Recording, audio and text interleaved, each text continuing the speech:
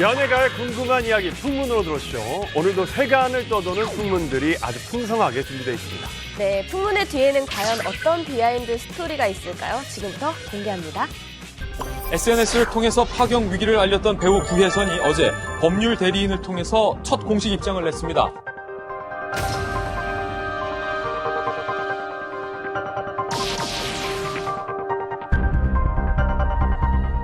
SNS를 통해서 은퇴를 암시하며 대중들에게 마지막 인사를 했던 배우 구혜선 씨. 그런데 SNS를 통해서 또다시 안재현 씨를 향한 폭로를 이어갔습니다. 네, 지난 3일 밤이죠. 안재현, 구혜선 커플이 다시 검색어에 오르내렸습니다. 구혜선 씨가 자신의 SNS에 안재현 씨와 결혼 생활 중 쓴 각서를 공개했기 때문인데요. 그 구혜선 씨가요, 안재현 씨가 반려동물인 그 이름이 안주입니다. 안주를 데리고 가서 이혼할 수 없다고 얘기를 했는데요. 그러면서 이 글을 시작을 했어요. 일단 이 부분 자체가 좀 이해가 안 되는 부분이고요. 그러면서 인간이 되라라는 메시지를 적었다가 곧 수정을 합니다. 어떤 내용이냐면요. 제가 진정으로 원하는 것은 자신의 잘못을 인정하고 사과하는 것입니다.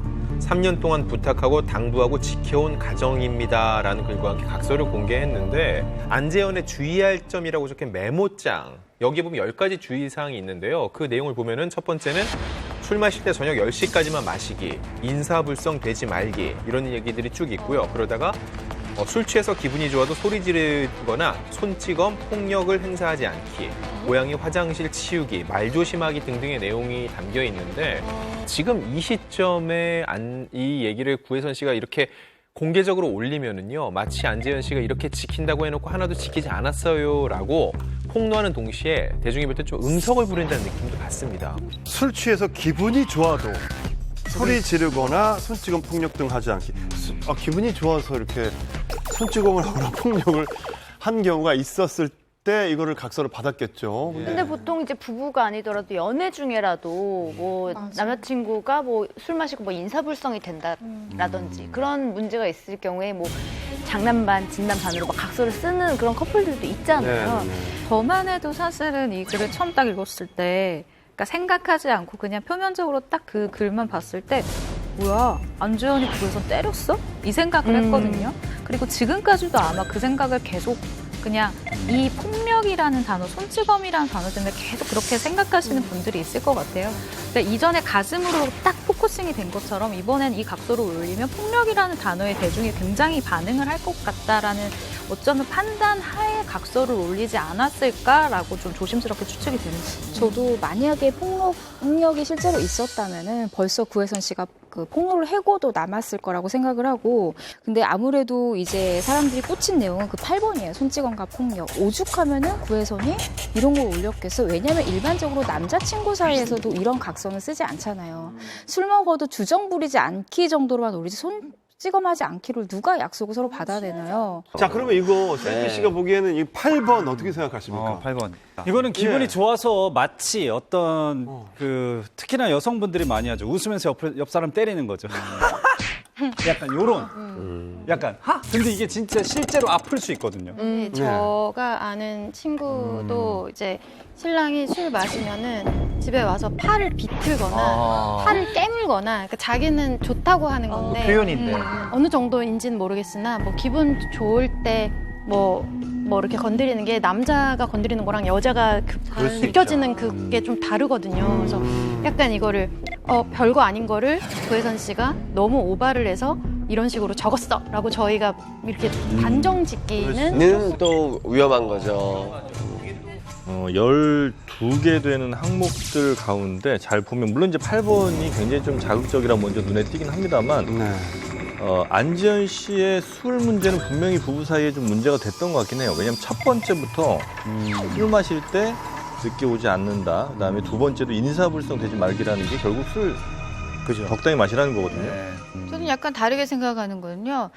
이게 만약에 술하고 어떤 문제가 됐다면 각서 자체가 전체적으로 술에 관련돼서만 메꿔져 있을 것 같아요. 그 부분이 문제가 있다고 생각해서. 그런데 지금 이걸 보면 굉장히 일반적인 생활이나 부부가 할 수 있을 때 뭐 가산 분담이나 약간 이런 부분까지 되어 있는 걸 보면 평상시 안재현 씨가 술을 먹고 막 이렇게 기분이 좋아서 소리를 지르는 약간 습관이 있었을 것 같아요. 그랬을 경우에 기분이 좋아도 소리 지르거나라고 했단 말이에요. 그 다음에 안 좋은 방면으로 이제 변했을 때는 손찌검이나 폭력이나 이런 거에 갈 수도 있으니 그런 거는 안 하기라고 저는 이제 추가적으로 제가 표현하지 왜 이 않았을까 얘기를 드렸냐면 그 각서를 쓰라고 하는 사람이나 아니면 받아주는 사람도 아니면 뭐 스스로 자발적으로 쓰더라도 처음에 한두 세 개가 1번, 2번, 3번 정도가 끝이에요. 그러니까 그 진짜 각서 쓸 당시에 핵심 메시지는 그거예요. 근데 그 다음에도 계속 뭐 화가 좀 덜 풀리니까 이것도 해 저것도 해서 나머지 것들은 붙이는 거란 말이에요. 그래서 핵심이 1, 2, 3번인데 1, 2, 3번에 1번, 2번, 그리고 3번까지도 술 먹고 고집 부리지 않기라고 보거든요. 그러면 결국은 다 술 문제라는 거예요. 그러니까 핵심 이거 쓸 때 당신은. 근데 이 부분에 대해서는 뭐 아직 전혀 진실이 알려지지 그렇죠. 않은 부분이기 때문에 사실 사람들이 이 부분에 대해서 막 왈가왈부하진 않았으면 좋겠다. 아직은 좀 뭐 섣부르다 이렇게 얘기하고 싶어요. 네네.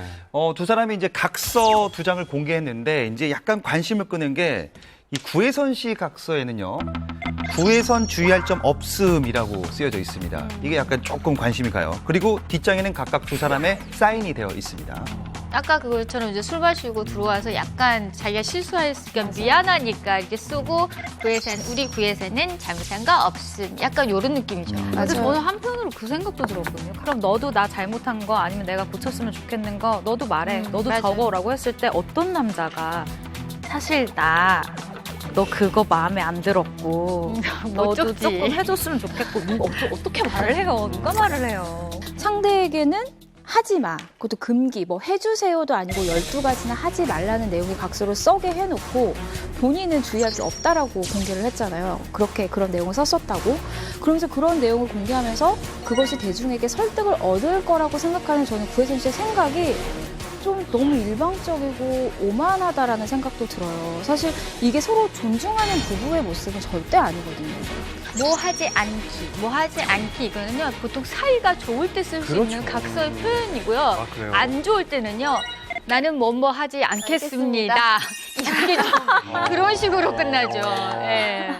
근데 이거는 뭐뭐 하지 않기, 뭐 하지 절대 않기, 뭐뭐 하지 이런 거. 않기. 뭐뭐 했을 시, 그다음에 그러니까 대가가 굉장히 약간 대가가 있는. 그렇죠. 이게 없네요. 법조계 언어 같은 않기 않기 좀 느낌으로. 이렇게 귀엽게 네, 이거 대가가 좋을 때 쓴 거라니까요. 그러니까 이걸 쓴 날이 만약에 여러분들 대단합니다. 경험이 있지 않고서는 봤어야 되죠 이렇게. 예. 저희 남편은 써본 적이 없습니다. 지금 말씀하신 분들 전부 다 유부녀뿐이라는 저희 남편은 써본 적이 없어요. 나는 이거를 이거 어떻게 마지막에 않기 이런 뉘앙스까지 그런 파악을 디테일은 저희는 전혀 모르죠. 자, 일단 이 각서가 공개된 후에 안재현 씨는 계속 침묵을 지키다가요. 본인이 이제 출연을 앞둔 드라마의 촬영장에 건강한 모습으로 등장했다라는 또 보도가 있었습니다. 그런데 문제는 바로 그 다음 날 발생합니다.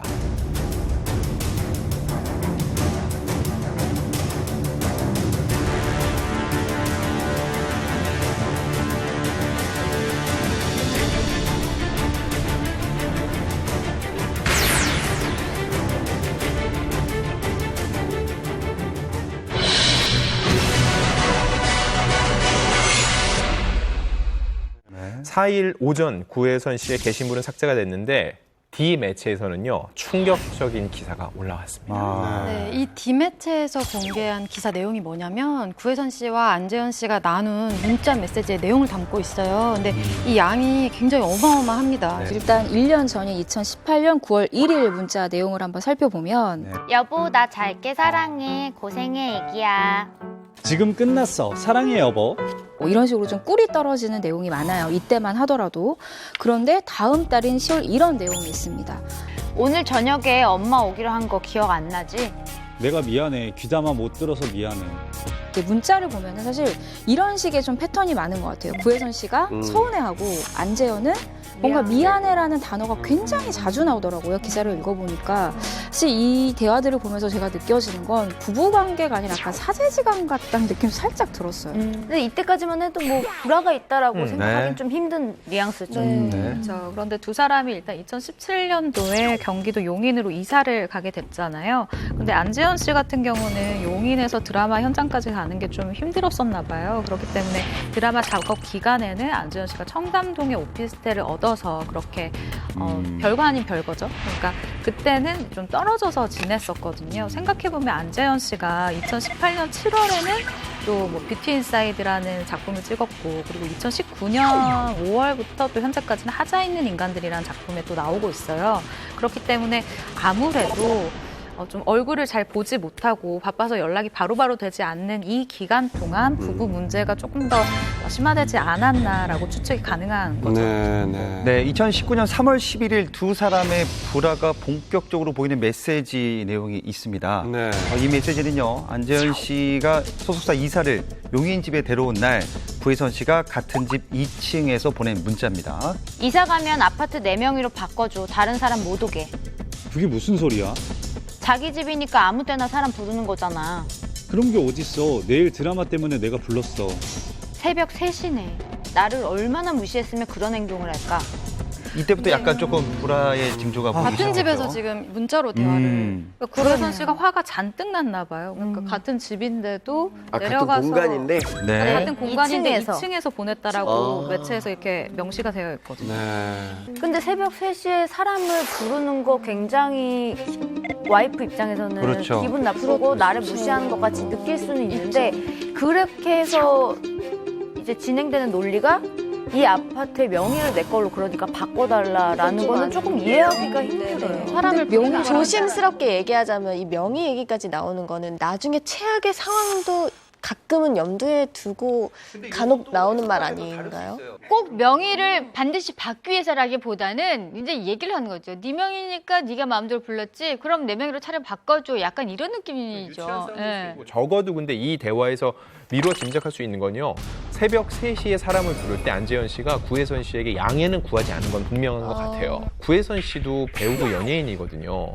그렇기 때문에 본인이 어떤 게 준비되지 않은 상태에서 그냥 외부인에게 갑자기 노출되는 거에 대해서 충분히 이 부분에 있어서는 서운함을 표현할 수 있었다는 생각도 들어요. 그리고 약간 감정이입을 해보면 대화하기가 어려울 것 같아요.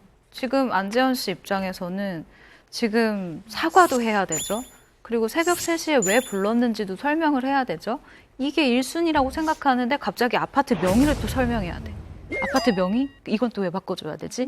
근데 이제 화가 나면은 진짜로 뭐 말 못할 얘기도 막 하고, 이 진심이든 진심이 아니든 그건 저희가 해석할 수는 없지만 화나면 이혼해, 나가 뭐 이런 일들이 많으니까 이게 참 애매합니다. 이거 해석하기가. 그러다가 이제 문제 그날은 7월 1일 안재현 씨의 생일이었는데요. 구혜선 씨가 8월 18일에 SNS에 글을 올리면서 이날 뭐 어떤 일이 있었는지에 대해서 얘기를 했었어요. 그게 뭐냐면 남편이 생일날 묵국이 먹고 싶대서 새벽부터 끓여놨는데 한두 숟갈 뜨고 모두 남기고 나가서 외부 사람들과 생일 파티를 하는 남편을 보며 저 사람 정말 마음이 멀리도 떠났구나 느꼈다, 이런 내용을 SNS에 올렸었거든요. 네. 근데 이제 이 당일에 이 두 분이 실제로 뭐 나눴던 그런 대화도 이번에 이제 기사를 통해서 공개가 됐어요. 네. 묵국 너무 맛있었당. 고마워.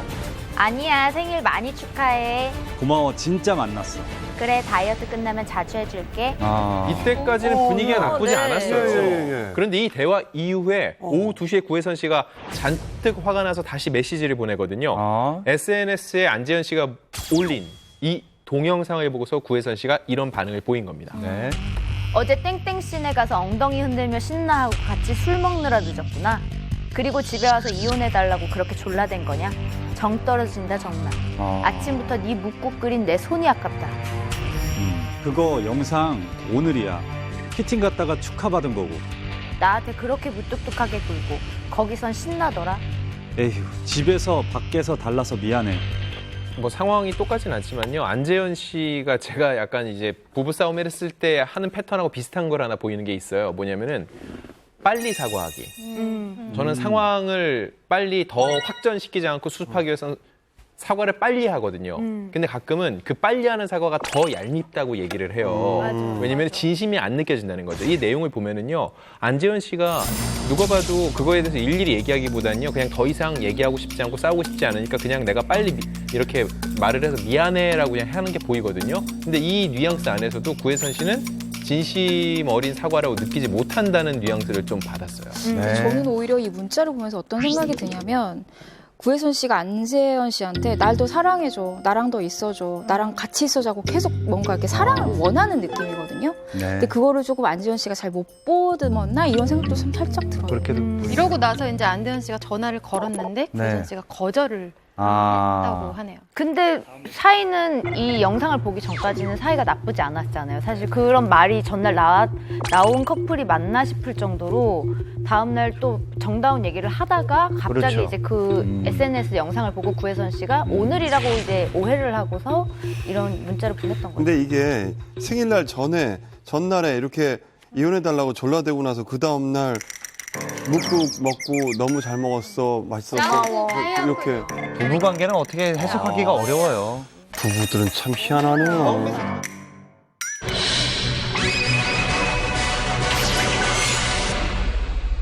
잠시 정리를 해보면요. 구혜선 씨가 8월 18일 밝힌 최초의 파경의 원인이 변심과 신뢰 훼손이었어요. 네. 공개된 내용 중에 구혜선 씨가 신뢰를 직접 언급하는 부분이 이게 있나요? 구혜선 씨는 신뢰훼손의 근거로 이 이야기를 했었죠. 안재현과 소속사 대표의 욕하는 카톡이라는 내용을 들었는데 소속사 대표와 안재현의 메시지 내용도 공개가 됐습니다. 저는 그래요? 개인적으로 이 부분이 가장 궁금했었어요. 네네네. 너 3일 전에 구혜선이 사는지 문 열고 들어간 거 가지고 계속 그런다. 왜 그랬어? 안주 데려가려고 그랬어. 비번 바뀌어 있었고 문 열어준 건 그 사람이야. 비번 바꾸기 전에 찾아갔다며? 술 한잔 하자고. 그때 처음 갔는데 또 말 요상하게 하네. 그러니까 구혜선 씨는 안재현 씨 소속사 대표의 이 구혜선 씨 욕을 해서 신뢰가 훼손되었다고 했었는데 여기 어떤 부분인가요, 그러면? 그러니까 추정하자면 얘 또 말 요상하게 하네. 요 부분인 것 같아요. 비방, 약간 자기를 비방했다 이거지. 그렇죠. 날 이상한 사람 만들었다. 근데 최초에 구혜선 씨가 SNS에 글을 올릴 때 소속사 대표와 본인 얘기를 뒷담화를 했기 때문에 신뢰가 훼손돼서 이렇게 이혼을 하기로 했다라고 공개를 했었잖아요. 근데 이게 이 정도가? 이게 이혼 사유가 된다고 보기에는 사실은 엄청난 내용 같이 느껴지지는 않고. 아니 그냥 단순히 팩트 체크잖아요. 그러니까 구혜선 씨가 했던 이야기와 네가 나에게 했던 이야기 중 무엇이 맞는지를 모르니 둘 다 이야기를 들어보겠다라는 입장인데 이게 왜 욕이죠? 네, 맞아요. 그러니까 이 소속사 대표가 좀 팩트 체크를 위해서 노력을 했던 것 같기는 해요. 다른 내용도 또 있거든요. 보시면은 이 구혜선 씨가 소속사 대표한테 문자를 보냈는데 이 문자를 대표가 복사를 해가지고 안재현 씨한테 다시 보내면서 팩트를 체크하는 부분이 있어요. 있어요. 네. 대표님 미팅 중이신데 너무 죄송해요. 그 친구랑 밥만 같이 먹은 게 아니라 땡땡땡 행사를 같이 맞춰가고 기차 탑승권도 옆자리에 앉아서 가고 비행기 시간도 조정해서 같이 타고 매일 시도 때도 없이 카톡을 주고받는다며 방금 스텝 언니한테 전화가 왔어요. 조심시키는 게 좋을 것 같아요. 네, 이거를 가지고 이제 안재현 씨가 대표와 또 대화를 나눕니다. 네. 내가 계속 밥 한 번 먹었다고 믿으라 했거든. 비행기 탄 일도 없어. 기차는 일 잡아준 분이랑 잠깐 3명이서 앉아 있다가 내 자리로 갔어. 나는 따로 앉았고 강준이랑 앉아서 갔어. 구혜선 씨가 그 뭐 권태기로 인해서 변심했다라고 하는데 이런 부분을 의심한 것 같은데 서로에 대한 믿음과 신뢰관계가 너무 완전히 훼손이 돼 있어요. 그렇기 때문에 상대방이 하는 얘기를 고지고대로 믿을 수가 없는 거고 결국 제3자를 통해서 말을 서로 옮기는 과정에서 더 서로 빈정상하는 일이 발생한 거예요. 여기서 문 대표는 가운데서 계속 이렇게 계속 둘을 난처하게. 중재하려고 했네요. 네. 이 내용을 보자면 일단 그 디매체에서 이 편집해서 밝혔잖아요. 편집해서 보여준 이 대화 내용도 어떻게 보면 안재현 씨 입장에서 위주로 조금 편집이 돼 있는 부분도 없지 않아 있어서 사실은 이렇게 전부 다 저희가 내용을 확인할 수는 없잖아요. 어느 한쪽에게 조금 입장이 치우쳐질 수밖에 없는 것도 한계인 것 같아요. 나와 있는 건 그렇기도 한데 사실은 이제 이 지금 공개된 문자 이거는 이제 좀 정리돼서 문자가 나왔지만 이것들은 이제 그 전에 구혜선 씨가 본인의 SNS로 폭로하는 그런 거에 대한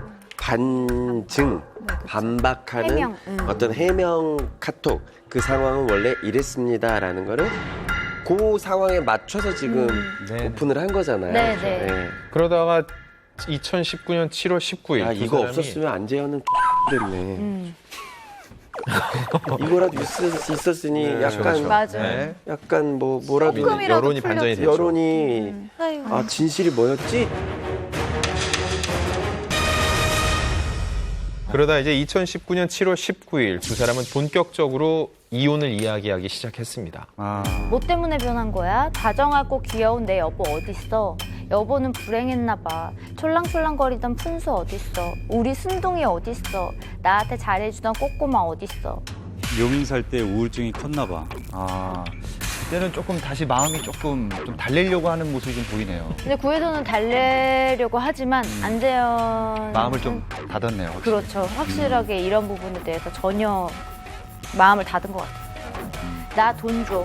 독립할 거야. 자기 혼자 편히 지내. 돈 줘야지. 자기 꿈인데.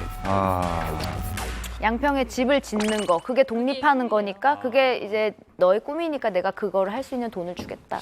그러니까 상대방이 뭐 꼬꼬마 어디 있어 이런 얘기를 아무리 해도 그냥 용인 살 때 우울증이 컸나 봐 이렇게 좀 아주 차단을 하고 그다음에 상대방이 원하는 것 뭐 돈 얘기나 이런 거에 대해서 아주 드라이하게만 얘기하고 있거든요. 그게 아마 하루 이틀에 이렇게 된 것 같지는 않고 안지현 씨도 꽤 오랜 기간 그 감정의 기복이 굉장히 컸던 상대를 대하면서 이렇게 습관이 좀 들어진 게 아닌가. 버거웠다라는 느낌이 좀 대단히 있는 거죠? 방어적으로 네. 사람이 많이 힘들었다. 그리고 조심하고. 네. 그러니까 이혼 얘기가 나온 게 이때가 구체적으로 얘기가 나온 게 뉘앙스를 줬던 게 이때라는 거죠. 이때부터죠. 7월 19일. 네. 이후에 2019년 7월 25일 일주일 만에 구혜선 씨는요 이혼을 이제는 못하겠다고 통보를 합니다. 나는 이혼 안 하고 싶어. 나는 하고 싶어. 나 1억 줘. 그래. 여보 왜 변했어? 노력하자. 난 어려울 것 같아. 미안해. 구혜선 씨가 이제 돈을 달라고 하는 게 진짜 돈 목적이 아닌 것도 좀 느껴져요. 저는. 그렇죠. 네. 그냥 1억 줘 하고 던져봤는데 그래라고 하니까 왜 변했어? 너무 당황. 그렇죠. 본인도 노력하자. 던지고 당황하고. 예. 그러면서 이혼을 안 하겠다라고 하면서 구혜선 씨는 결혼식 뭐 비용, 인테리어, 가사 노동값을 다 정해가지고 돌려달라고 이야기를 합니다. 그런데 이것까지도 안재현 씨가 그래 알겠어 정말 군말 없이 다 알겠다고 해버리는 거예요. 그러자 구혜선 씨가 새로운 걸 요구를 합니다. 그럼 이 아파트도 줄래? 자기는 돈 벌어서 새로 사. 돈 없어 아직. 벌 수 있잖아. 다 준다며. 다 줄 테니 이혼해달란 말 아니야? 나 돈 없어. 네, 이게 메시지 내용이 굉장히 많았는데 어쨌든 이제 보면은 여기서의 어떤 포인트는 이혼을 안 해주겠다는 내용이잖아요. 그런데 3일 뒤에 7월 28일에 구혜선 씨가 다시 연락을 합니다. 그래서 뭐라고 얘기를 하냐면 그날은 술에 취해서 메시지를 보낸 거다. 이혼을 해주겠다. 이렇게 말을 하거든요. 그러고 나서 29일에는 또 다시 이런 메시지를 보냅니다. 일단 팩트는 안재현 씨의 권태로 이혼을 요구했고 안재현 씨의 선택을 존중하기로 했다로 정리를 하려고 해. 그리고 나는 이혼을 원하지 않았기 때문에 나에게 위자료를 줘야 해. 내가 당분간 재계하기 어려울 수 있어. 결혼은 소중하고 감사한 시간이었다라고 할게. 행복해. 슬퍼 말고 씩씩하게 꼭 행복해. 바보야. 미안해. 뭐가 미안해. 내가 미안하지. 이때까지만 해도. 이거 아름답게 끝나는. 이제 마무리가 다 되는 분위기인데 저는 여기서 안재현 씨의 안심이 느껴져요. 그러니까 유일하게 감정이 드러나는 부분. 지금까지는 계속해서 방어, 단답 이렇게 하다가 안재현 씨가 이 사람이 헤어진다. 근데 처음에는 권태로 이혼을 요구하고 이것까지도 내가 받아들이려고 했는데 그 중략이 됐지만 구혜선 씨가 결국은 아름답게 마무리를 하겠다라는 뜻이잖아요. 감사한 시간이었다로 그럼 내가 공식 입장을 내겠다. 그러니까 안재현 씨도 약간 마음이 풀린 것 같아요. 근데 서로 미안하다고 이제 얘기를 했지만 다 끝날 것처럼 보였지만 다시 원점으로 돌아갑니다. 나 이혼 안 할 거야. 난 더 이상 우울하게 지내고 싶지 않아. 이혼할 거야. 집 줘. 이미 9천만 원 줬잖아. 당신 마음이 변심한 건데 알몸으로 나가. 너무하다고 생각 안 해? 내가 현금이 있니 뭐가 있니? 멀쩡하게 잘 사는 사람 전국적으로 이혼녀가 되게 생겼는데 알몸으로 나가. 네가 뭔데 내 인생을 망쳐? 이유를 다 나한테 떠넘기지 마. 제가 이거 필요하네요 정말. 이게 스스로 자꾸 저는 이렇게 계속 자기들이 무덤을 파는 것 같아요. 이래봤자 네. 도움이 될 게 하나도 없고 결국 마무리 지었을 때도 상처만 더 커질 건데 이러지 말아야 된다는 생각만 정말 전 되게 네. 간절합니다.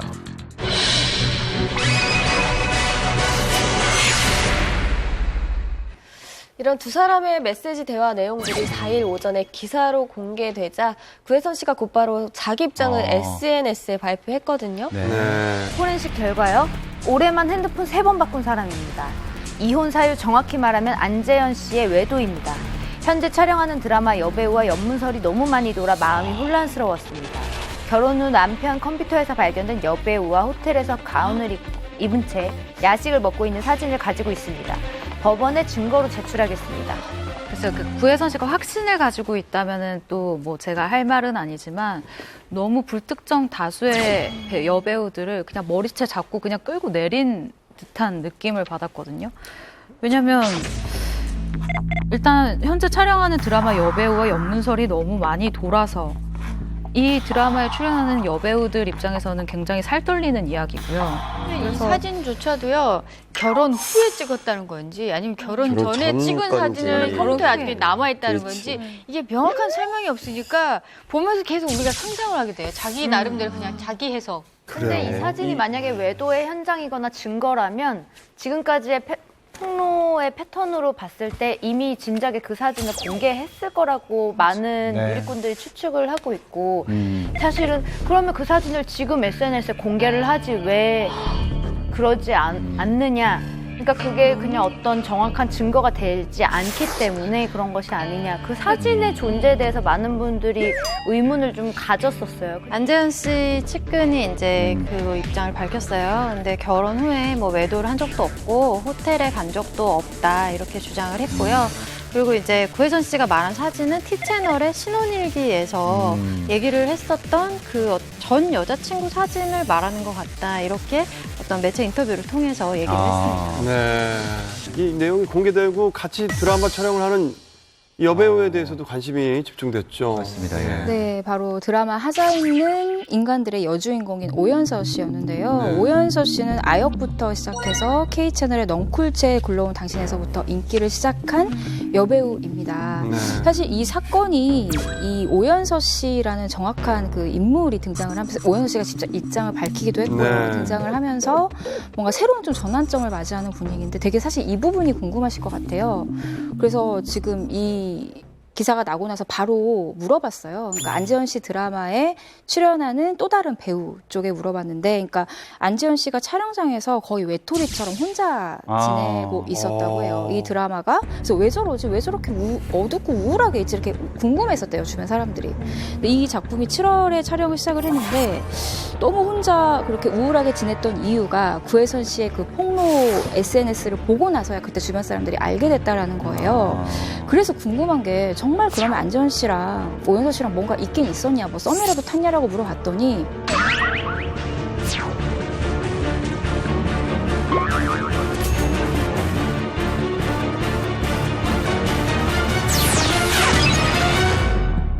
이 내용이 공개되고 같이 드라마 촬영을 하는 여배우에 대해서도 관심이 집중됐죠. 맞습니다. 예. 네, 바로 드라마 하자있는 인간들의 여주인공인 오연서 씨였는데요. 네. 오연서 씨는 아역부터 시작해서 K채널의 넝쿨체에 굴러온 당신에서부터 인기를 시작한 여배우입니다. 네. 사실 이 사건이 이 오연서 씨라는 정확한 그 인물이 등장을 하면서 오연서 씨가 직접 입장을 밝히기도 했고요. 네. 등장을 하면서 뭔가 새로운 좀 전환점을 맞이하는 분위기인데 되게 사실 이 부분이 궁금하실 것 같아요. 그래서 지금 이 기사가 나고 나서 바로 물어봤어요. 그러니까 안재현 씨 드라마에 출연하는 또 다른 배우 쪽에 물어봤는데, 그러니까 안재현 씨가 촬영장에서 거의 외톨이처럼 혼자 지내고 있었다고 해요. 이 드라마가. 그래서 왜 저러지? 왜 저렇게 어둡고 우울하게 있지? 이렇게 궁금했었대요, 주변 사람들이. 근데 이 작품이 7월에 촬영을 시작을 했는데 너무 혼자 그렇게 우울하게 지냈던 이유가 구혜선 씨의 그 폭로 SNS를 보고 나서야 그때 주변 사람들이 알게 됐다라는 거예요. 그래서 궁금한 게 정말 그러면 안재현 씨랑 오연서 씨랑 뭔가 있긴 있었냐, 뭐 썸이라도 탔냐라고 물어봤더니 정말로 그 오연서 씨는 다른 분들이랑 어울렸고 안재현 씨랑은 거의 말도 못 섞는 그런 느낌이었기 때문에 그런 게 1도 없었다라는 얘기를 그 관계자가 매일 거의 촬영장에 가다시피 한 분이거든요. 근데 그분이 그 말을 2번이나 하더라고요. 결국 오연서 씨 소속사에서 바로 공식 입장을 냈어요. 네.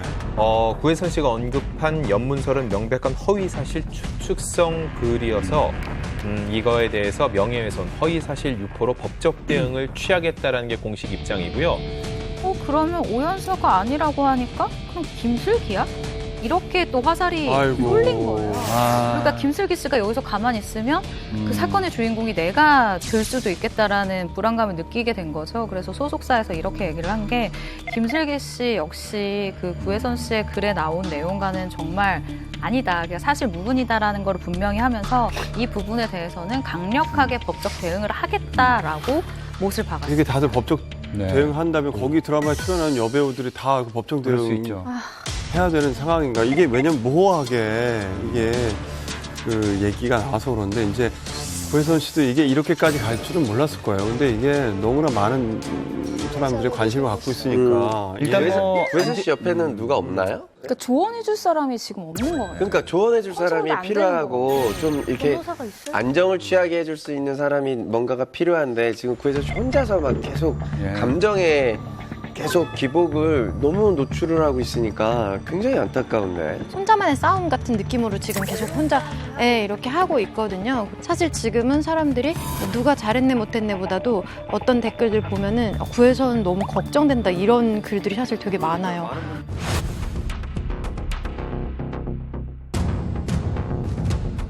그리고 지난 5일이었죠. 안재현 측은 구혜선 씨와 혼인관계를 정리하고 여러 가지 오해를 해명할 것이라며 이혼 소송을 예고했습니다. 지난 2일 굴지의 재벌 그룹 장남이 마약 파문에 휩싸여 충격을 주었습니다. 이재현 회장의 장남이 공항으로 마약을 숨겨 들어오다 적발돼 체포됐습니다.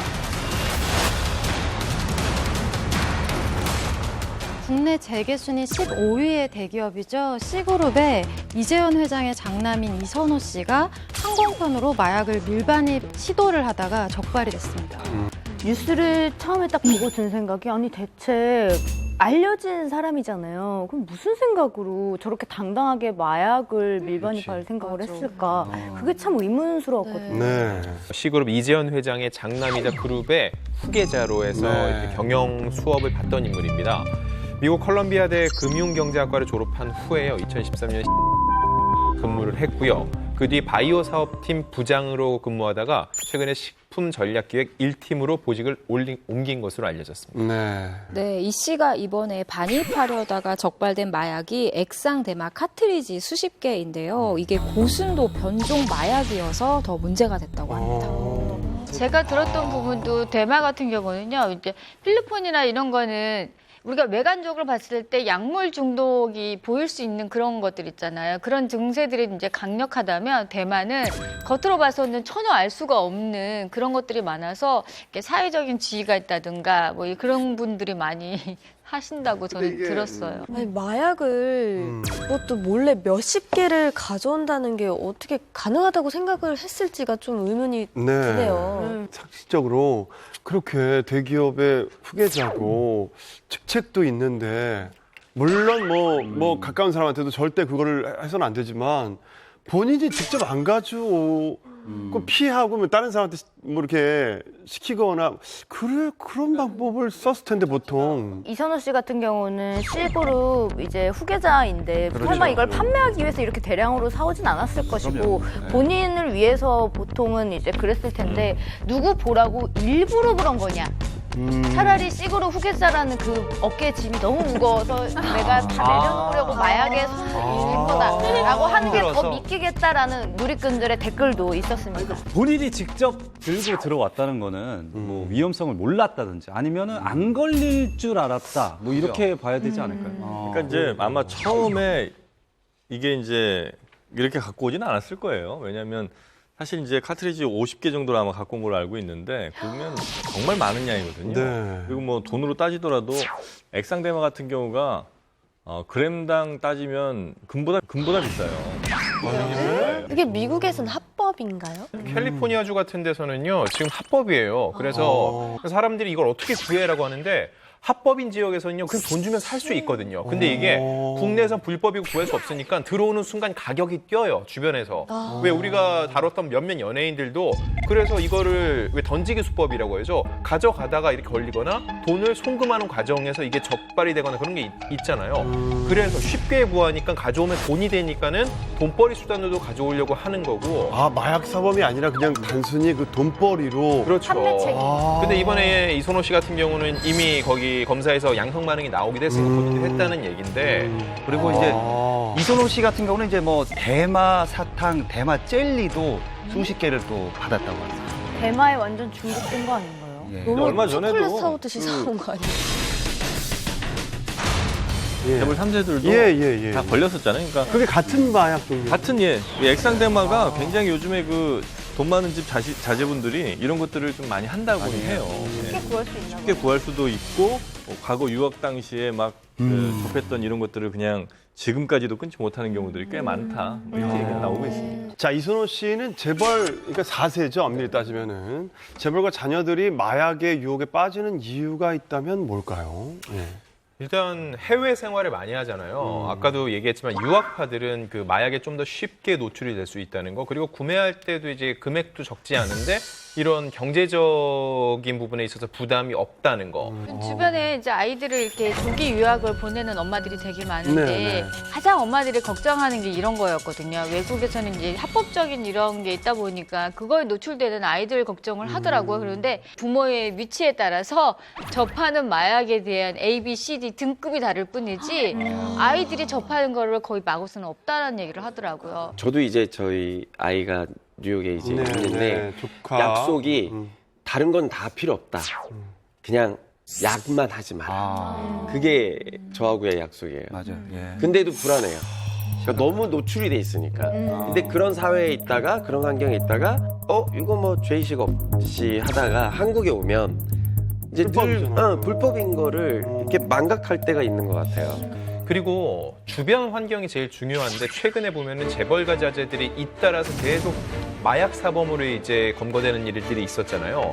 결국 뭐냐면은요, 그들만의 이런 커뮤니티가 있을 텐데 그 안에서 누구누구가 하다 보면은요, 옆에 있는 사람도 조금씩이라도 저는 물이 들 거라고 생각을 해요. 결국은 그런 그들끼리 동질감을 가지려는 그런 좋지 않은 문화가 자꾸 이렇게 여파를 미치는 게 아닌가 싶습니다. 그러니까 저는 그 이선호 씨가 좀 많이 부각된 이유는 그건 것 같아요.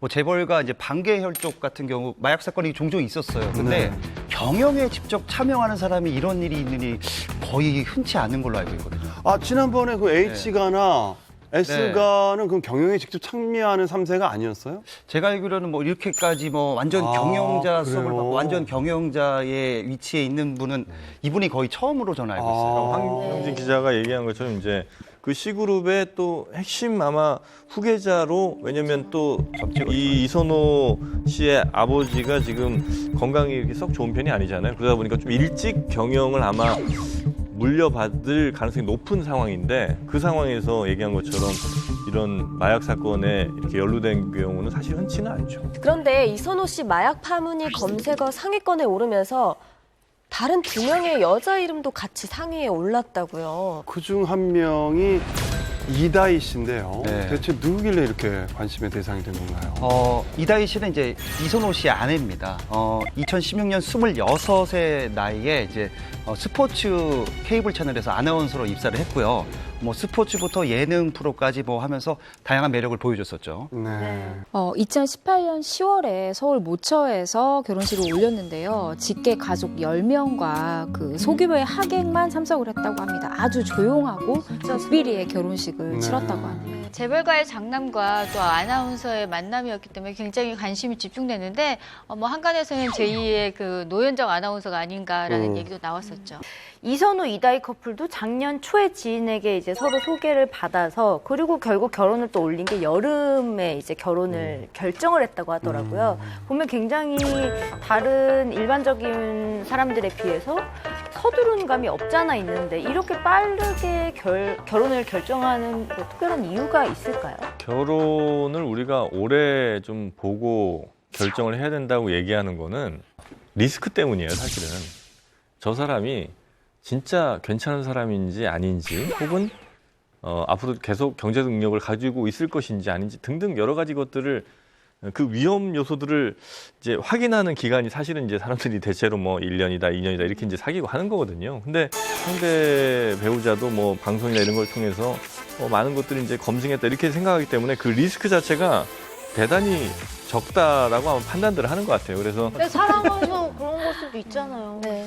뭐 그렇게 믿으셔도 좋습니다만. 아니 부모님들이 빨리 해. 빨리 하라고. 뭐 아버님이 우울한가 건강이 보죠. 안 좋으시니까 좀 빨리 결혼하는 모습 보고 싶다 이럴 수도 있는 거고요.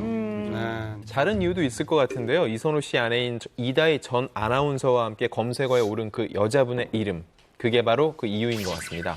그분이 바로 이레나 씨인데요. 1988년 서울올림픽 주제가죠. 손에 손잡고를 부른 코리아나의 멤버 이용규 씨의 딸이기도 합니다. 네, 이레나 씨는 이제 첫 번째 부인인 건데요. 두 사람은 중학교 유학 시절부터 알고 지낸 사이예요. 그래서 문자를 주고 받으면서 서로 이제 계속 뭐 어떤 오빠 동생 사이를 이어온 거고, 또 이 이레나 씨가 1994년생이라서 이선호 씨보다 4살 연하인 것으로 알려져 있습니다. 이레나 씨가 이제 그 예일대 합격 통보를 받고 입학을 준비할 때 이때 이선호 씨가 많은 도움을 줬다고 해요. 그때 사랑을 싹뒀다고 합니다. 그리고 주로 뭐 봉사활동하고 집에서 데이트를 했고 2년간의 열애 끝에 2016년 결혼을 했다고 합니다.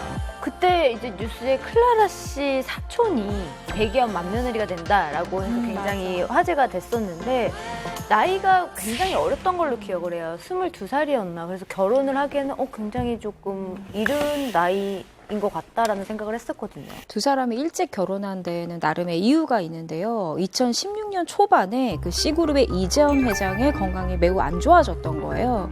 그래서 이 회장이 두 분에게 이렇게 얘기를 하셨다고 합니다. 내가 어떻게 될지 모르니까 너라도 빨리 가정을 꾸렸으면 좋겠다라고 얘기를 했던 거죠. 그래서 4월에 결혼을 서두르게 된 건데 어떻게 보면 너무 어린 나이에 좀 빨리 결혼을 하게 된 것이죠.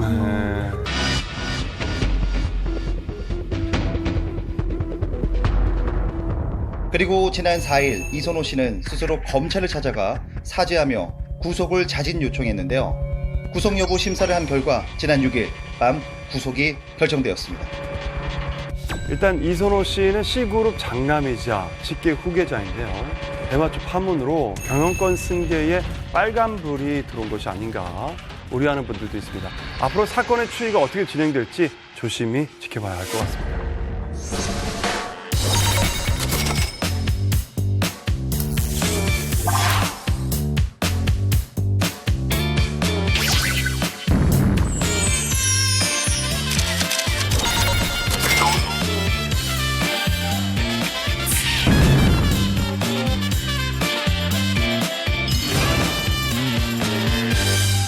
자, 이번에는 분위기를 바꿔서 다른 이야기를 좀 해볼게요. 네. 민족의 대명절 추석이 다가왔잖아요. 추석이 왔습니다. 한가위입니다. 가족 볼 수 있어요, 이제. 다들 추석 때 뭐 하시는지 저는 추석 때 일한다고 하고 쉬고 싶은데. 가장 많이 하는 거짓말이죠.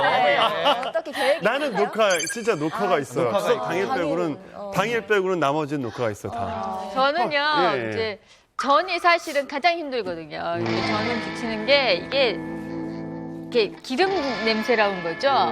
다른 거보다 기름 냄새 하루 종일 맡고 있으면 힘들어져요. 그래서 힘들지. 계속 이제 뭐 콜라 사이다를 마시면서 니글니글하고. 저를 묻히게 되는데 이제는 이제 어느 정도 이제 좀 숙련이 돼서 어떻게 하냐면 한 2주 전부터 조금씩 붙입니다. 종류별로. 그다음에 그걸 다 냉동으로 해요. 보관해서. 어차피 그걸 다시 지지면 똑같습니다. 그래서 조금 꼼수를 부리고 있는데 그거를 이제 다양하게 맛있게 하다 보니까 친구들이 몰라요. 오늘 들켰네요. 예? 살림의 여왕. 들켰네요. 괜찮습니다. 사실 뭐 명절마다 음식 만들랴, 제사 준비하랴, 설거지하랴 우리 어머님들, 고생이 연인님들이 정말 고생이 많은 날인데요. 네. 그런데 거기도 명절을 이렇게 보낼까 하는 궁금증이 뜨거운 것이 있다고 합니다. 바로 이것인데요. 아, 네, 보이시죠? 예, 예. 노현정 씨 네, 한복 네. 입고 나오셨네요. 네네네. 언제 사진이에요, 저게? 바로 한 달 전 사진입니다. 아, 그래요? 네, 재벌가 H그룹의 며느리 이제 전 아나운서 노현정 씨의 근황이요. 오랜만에 공개된 거기 때문에 이날 바로 또 실시간 검색어 1위를 장식했죠. 실검 1위라서 또 무슨 일이 있나 해서 저도 좀 찾아봤는데요. 근데 저 사진은 시댁 제사가 있어서 참석하는 사진이라고 합니다. 저 사진이 방송에 올라오자마자 이제 실감에 올라올 정도면 명절을 어떻게 보내는지 대중이 관심이 뜨거운 것이 바로 재벌가인 것 같아요. 사실 재벌가는 일거수일투족이 큰 화제가 되잖아요. 그래서 오늘 풍문쇼에서는 추석을 맞이하여 재벌가에 감춰진 사생활 가풍에 대해 살펴보는 시간을 가져볼까 합니다. 네, 일단 저 사진 보면서 느낌이 뭔가 굉장히 정갈하고 굉장히 보수적인 느낌도 들고요. 어떠세요? 한복 전문가로 보시는 김가연 씨. 그야말로 단아하죠. 단아하네. 보면은 딱 이렇게 옷이나 이렇게 색감 이런 것 자체도요, 뭐라 그러죠? 단아, 고급지다. 약간 이런 느낌들 아주 좋습니다. 근데 미모가 예전이랑 거의 똑같은데. 똑같아요. 근데 노현정 씨가 거의 뭐 K채널의 스타였잖아요. 그럼요. 16년 전에 2003년도에 K채널 공채 29기로 입사를 했었어요. 근데 이제 되게 화제가 됐던 게 그 해에 바로 주말 9시 뉴스 앵커로 발탁이 됐었거든요. 바로요?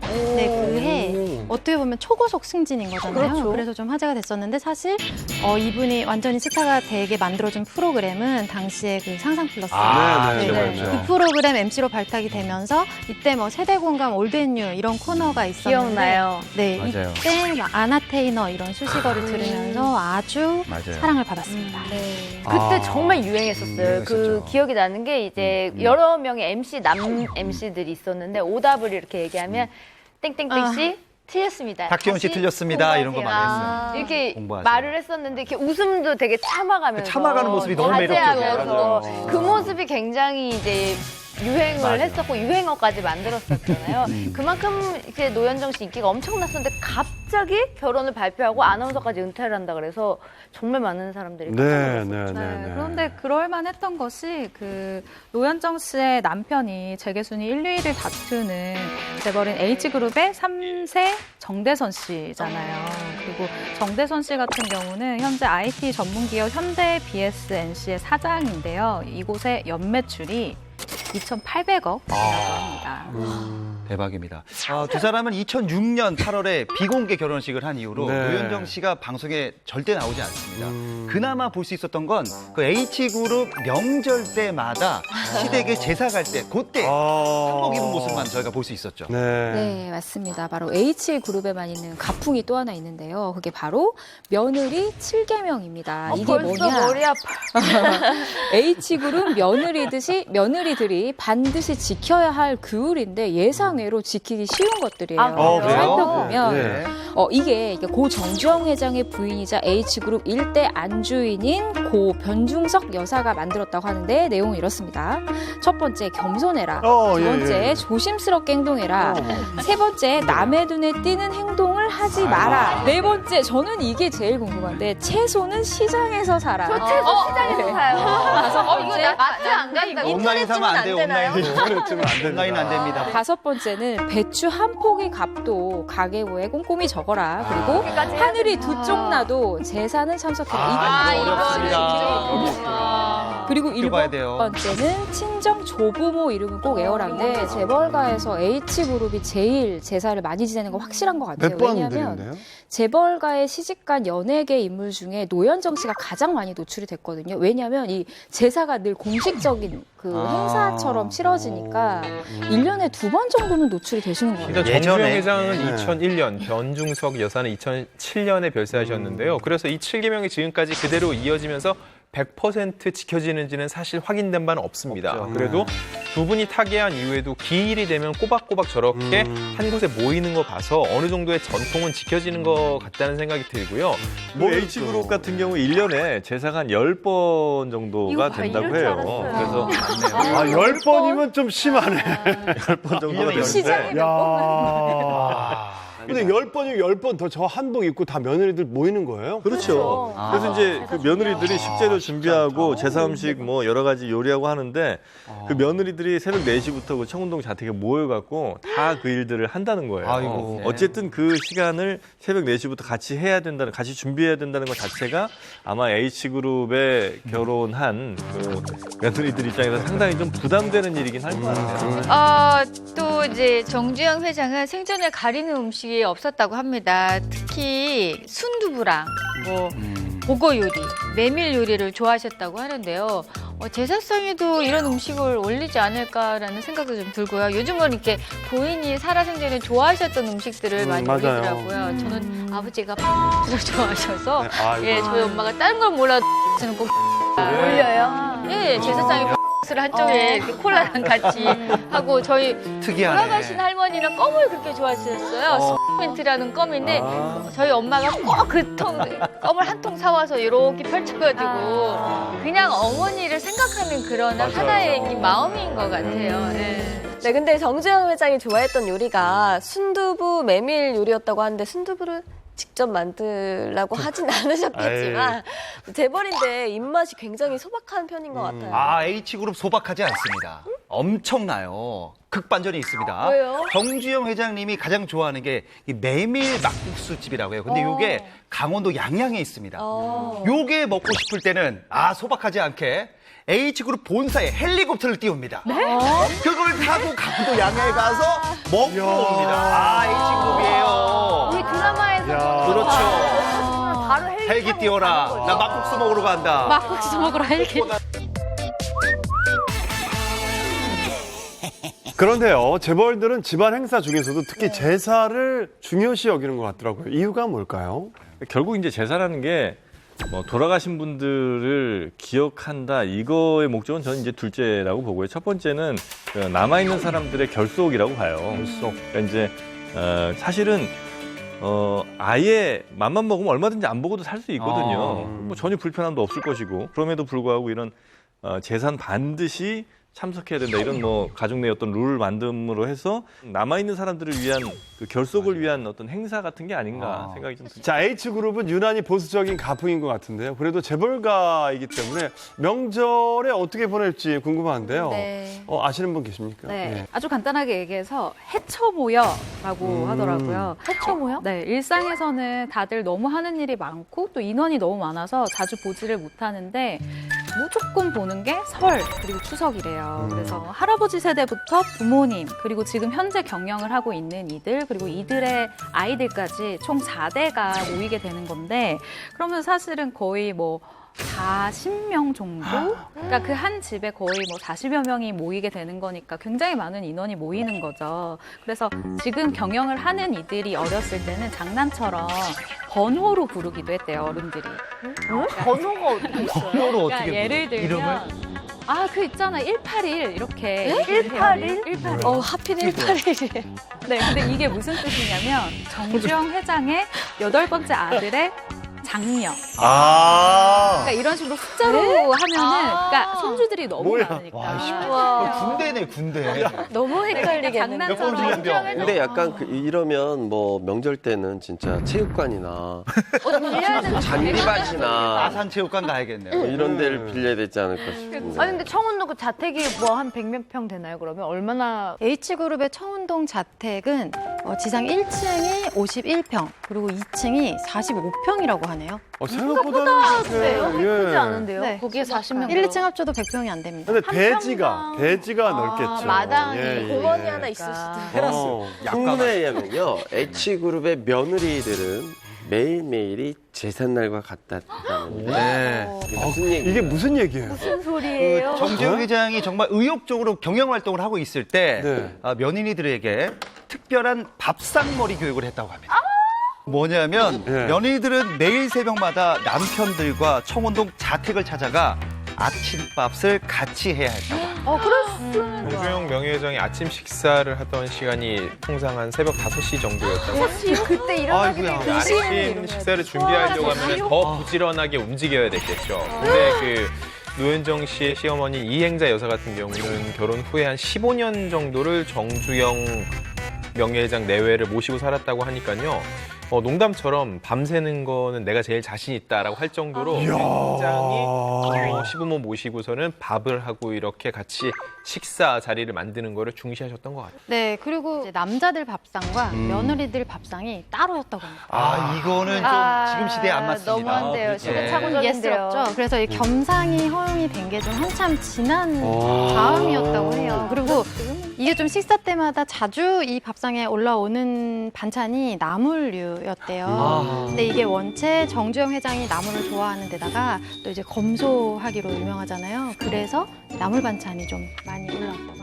한번 이런 일이 있었다고 합니다. 정몽준 이사의 아내 김명명 여사가 시집을 온 지 얼마 안 돼서 이놈의 가풍을 익히지 못한 채 식사를 하게 된 거예요. 그런데 본인의 생각이라던가 본인이 말하고 싶은 게 있으면 어른들과 대화할 때 좀 스스럼 없이 자기 얘기를 좀 하는 편이었대요. 신세대 며느리로. 네, 그렇죠. 그 당시만 해도 그랬는데 하루는 시아버지인 정주영 회장이 조용히 이르더랍니다. 예. 뭐라고 했을까요?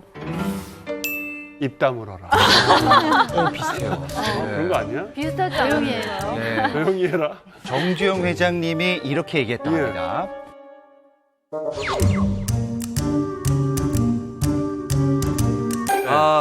얘야 밥 먹을 때는 말을 많이 안 하는 게 좋은 거다. 이렇게 담백하게 얘기했다고 합니다. 돌려서 말하시긴 예, 예. 했지만 어쨌든 조용히 말아라. 말하지 그죠? 말아라. 말을 강력하네요. 줄여라. 네. 네.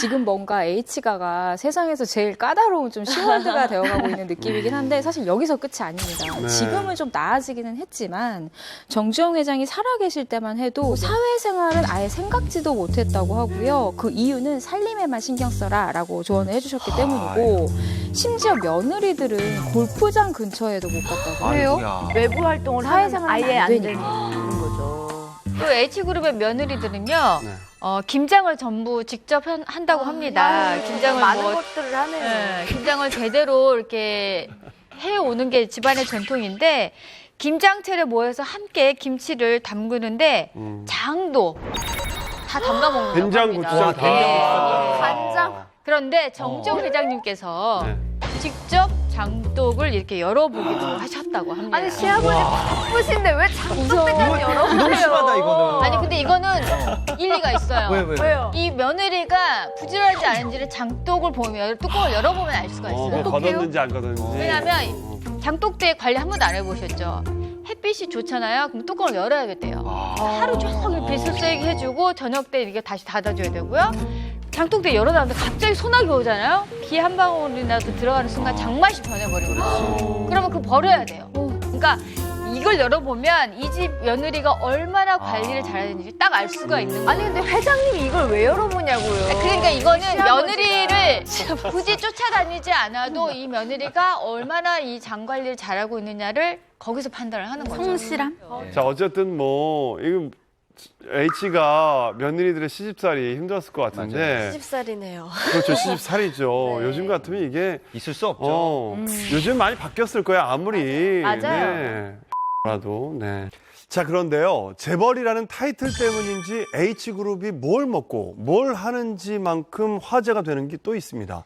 바로 뭘 입는지인데요. 네, 그 중에서도 명절이나 결혼식처럼 집안에 대소사가 있었을 때 입었던 H그룹의 집안 행사 룩을 자세히 살펴보겠습니다. 네. 사진으로 보시죠. 이야, 무슨. 아이고, 이야. 네. 아니 근데 저 정도면 사실 머리도 다 똑같아. 결혼식 때 어머니들 양가 어머니들 입장하시는 정도 그 정도로 소박하게 보이는데요. 거의 뭐 국악 한마당 프로그램 보는 것 같아요, 진짜로. 네. 근데 잘 보세요. 다 사전에 색상에 대해서 서로 의견 조율을 했다는 게 왜냐면 겹치는 게 없잖아요. 그렇죠. 예. 저 센터분이 확 튀네요. 슬리피 씨. 네. 센터 뭐요? 아니 너무 핫핑크라 눈에 띄는 행동 하지 말라고 그랬거든요. 아무래도 뭐 원어원도 그렇고 센터는 중요하니까. H그룹의 행사에서는요, 이렇게 여성들이 한복을 입은 모습이 많이 찍히거든요. 특히 제사 때는 무조건 한복이란 말이 있을 정도로 기혼 여성들 경우는 특히 저렇게 한복을 입고 참석하는 모습이 많이 외부에 노출이 됩니다. 집안 행사 때만 모습을 드러내는 노현정 씨도 대부분 한복 차림이고요. 노현정 씨의 한복에는 공통점이 또 있다고 합니다. 어떤 것들이죠? 예. 네, 지금 딱 보시면 아시겠지만 약간 다 비슷비슷해 보이죠. 근데 다 다른 거 아니에요? 다 다른 한복이에요. 아 진짜요? 네, 그리고 기본적으로 다 다른 날 사진들이거든요. 보시다시피 노현정 씨 같은 경우는 옥색 한복을 굉장히 좋아하는 걸로 보입니다. 위아래 다 옥색으로 입거나 아니면 흰색 저고리에 옥색 이제 밑에를 입거나 치마를 입거나 아니면 추운 날에는 그 옥색 한복 위에 에메랄드 색의 이제 코트를 입는 입는다던가. 보면은 이제 다 비슷비슷한 뭐 옥색 한복을 입으니까 노현정 씨가 막 옥색 한복밖에 없는 게 아니냐 이렇게 생각을 할 수도 있는데 사실 막 결혼식에 참석하거나 할 때는 다른 색을 입기도 하거든요. 근데 이제 이 옥색 한복을 입는 이유가 주로 이제 변중석 여사의 기일에 입는데요. 그거는 이제 변중석 여사가 생전에 옥색 한복을 즐겨 입었기 때문이라고 해요. 그래서 이제 기일에는 노현정 씨뿐만 아니라 다른 며느리들도 옥색 한복을 같이 이렇게 입는 편이라고 합니다. 근데 재벌들이 입는 한복이라고 하니까 왠지 소재도 조금 더 고급져 보이고 원단도 좀 특별한 걸 쓸 것 같고 그런 느낌인데 혹시 가격이 막 무지막지하다던가 그러지 않을까요? 뭐 노현정 씨의 그 옥색 한복 가격을 이게 알 수가 없습니다. 알려지지가 않아서. 근데 뭐 대신 2011년 H그룹 현정은 회장의 장녀인 이 정지희 전무 결혼식에 분홍빛 저고리와 연두빛 치마로 된 한복을 입고 참석을 했는데 이게 한 디자이너 제품인데 이 가격이 한 130에서 200 정도라고 합니다. 감이 잘 안 와요. 한복 근데 이제 보통 한복 일반적으로 어느 정도 무슨 한복 이런 데 있잖아요. 거의 150은 뭐 그냥 평균치인 것 같아요. 맞아, 저도 한복 입고 아버지 어머니랑 같이 그 촬영을 했는데 제가 입은 게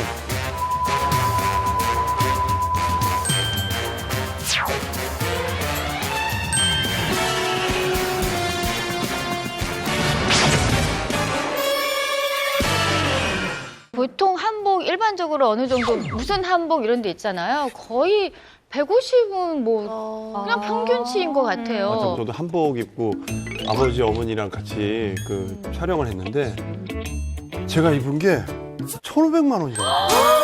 그래서 이걸 누가 사서 입어요? 그랬더니 재벌가나 아니면 이제 해외 공간에서 이렇게 저 부탁을 해가지고 렌트를 하거나 아니면 그분들은 이제 한국에서 공간 이제 대사분들은 부인들이나 이런 분들은 이 나라에서 기념품이라고 생각해가지고 고가를 주고도 구입하신다고. 그 한복을 주셨어요? 아니요, 난 그냥 반납하죠. 합찬에 그대로. 너무 놀래서.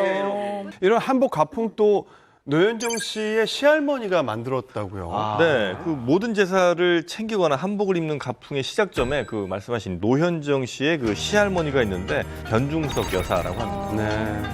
네, 그렇다면 이분이 H그룹 한복 패션의 시초라고도 볼 수 있을 것 같은데 생전에 어떤 분이셨나요? 네, 변중석 여사는 본인이 정말 한복을 좋아하고 즐겨 입기도 하셨다고 하고요. 그래서 명절 때 되면은 며느리나 손주들에게 한복을 지어주는 것도 즐겨 하셨다고 해요. 실제로 정주현 명예회장도 한복을 즐기셨다고 하니까 초창기부터 이 가족들이 만날 때 한복을 차려입는 건 하나의 가풍이었던 것 같아요. 노현정 씨의 패션이 실시간 검색에 계속 오르는 것은 한복 때문만이 아닌 것 같아요. 이제 자세히 사진을 보시면 항상 한 손에 들고 있는 크런치가 있습니다. 크런치 자체가 한복은 계속 이제 비슷해 보이잖아요. 색깔이 이제 옥색 위주다 보니까 비슷해 보이는데 가방이 매번 바뀌어요. 아무래도 제가 볼 때는 이렇게 표현할 수 있는 유일한 그 아이템이지 않았을까라는 생각이 들어요. 사진을 한번 보시면 저게 이제 남자분들은 잘 모르실 수도 있는데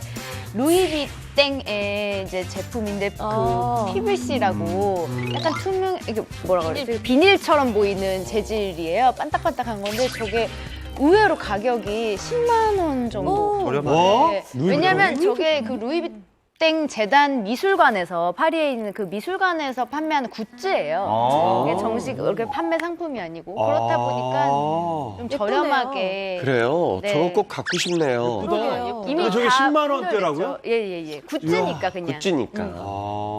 너무 좋은데요? 네네. 그리고 또 많은 누리꾼들이 궁금했던 게 작년 그 노현정 씨 또 그 클러치백이 또 있었어요. 제가 조사를 좀 해왔습니다. 먼저 작년 8월 변중석 여사의 기일에 노현정 씨가 들고 나서 실검 1위를 한 가방이 있는데요. 네. 잘 보이지도 않는데요? 하늘색 클러치인데 예. 아니, 저희는 딱 저 윗모습만 봐도 알죠. 저기 아, 손만 봐도 알죠. 레이디 제이만 아는 것 같은데. 아니요, 저희가 알겠어요. 알죠. 여자들은 알죠. 네. 왜 몰라? 아주 비싼 거. 진짜 손절만 보고 알아요? 모르는 분이랑 손이랑 저것만 봐도 아는데 왜 몰라요? 남자는 차 그냥 뭐 범퍼만 봐도 알 수 있듯이 예, 그런 그렇죠. 거예요. 비슷한 거죠. 이게 저 가방을 이렇게 들고서 재빠르게 들어갔는데 요 사진만으로도 우리 누리꾼들이 다 추측을 했고 대조를 해본 결과 에르메땡의 제품이었고 가격은 저거 무려 고가입니까? 700~800만 원 이상. 이야. 고가네요. 네네. 그냥 지갑 아니에요? 아니요. 약간 클러치, 지갑 플러스 클러치. 좀 큰 지갑. 큰 아니, 지갑. 5만 원짜리를 7, 800을 다 넣기도 저 안에 안 들어갈 것 같은데요, 저 안에? 수표로 넣어야죠. 들어갑니다. 에르메땡 브랜드가 사실 명품 중에 명품이라고 불리잖아요. 이 프랑스 본사에서 그 소수의 장인들이 수작업으로 제작을 한다고 하거든요. 주로 이제 뭐 이거를 뭐 톱스타들이나 뭐 외국 영부인들이나 뭐 재벌가 뭐 이런 분들이 많이 애용을 하는데 이 브랜드를 뭐 요새는 또 일반인들도 또 많이 드는 모습을 보긴 했어요. 근데 이게 보통 가격이 한 1,000만 원대인데 이제 뭐 소재나 그런 거에 따라서 1억 원이 훌쩍 넘어가는 그런 종류도 있다고 하는데 어찌나 인기가 많은지 뭐 1년을 기다려야지 받을 수 있는 그런 상황도 종종 돈을 아무나 받아주지도 않아요. 돈을 들고 매장에 가도 물건이 없다 그래요. 아, 가봤어요. 글쎄 뭐 여러분들 렌진 씨. 소문을 들었죠. 에이, 가봤네. 그 들은 얘기로만 그렇게. 아니 다 근데 풍문으로 들은 거예요. 예. 그 여러분들은 저 에르땡땡 뭐 브랜드 하나 정도는 안 가지고 계신가 봐요. 혹시 지금 목에 걸고 있는 게 뭐지? 아, 목걸이? 그 뭐 혹시나 에르땡 신여고랑 전화번호. 그래요. 전화번호라도 뒤에 적어놔요. 뭐예요 이게? 뭐야? 거꾸로 차서 이게 병따기 아니야? 미아망지 목걸이 같은. 여보세요. 아니 이게 나 보이는 말머리예요, 말머리.